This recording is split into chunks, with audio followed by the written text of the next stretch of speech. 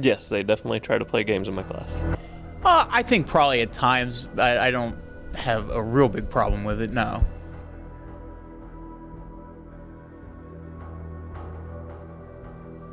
I think some are, but most of them, I don't think they're addicted. I think they could stop, but they don't want to. I think students become interested and will participate more in things that they like. I'm sure it could happen to certain students, but I don't think it's. I wouldn't say it's probably a real problem amongst a big part of our student body. No.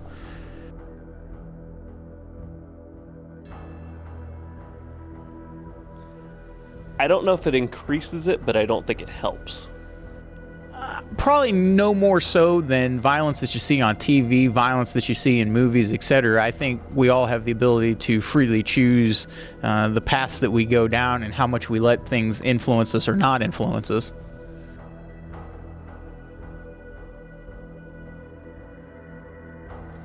Well, see, that's the problem, is I don't know about wasting your life. I mean, anybody has a hobby, so they like to play their hobby. So I don't know about wasting their life, but if they're playing it excessively, then yes, they are wasting their life on it. And so if you're playing it in excess of an hour or two a day, then yeah, you're definitely wasting your life on it.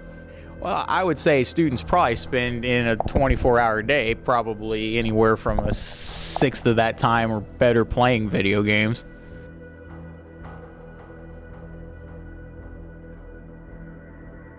Both. I joined the Gamers Club this year so I could play games with some of the students, and I do enjoy that on my free time.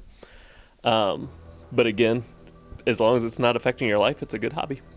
During my childhood, when we have video game system at home from time to time, if I find the time, I'll pick it up. I enjoy doing it for every now and again as well.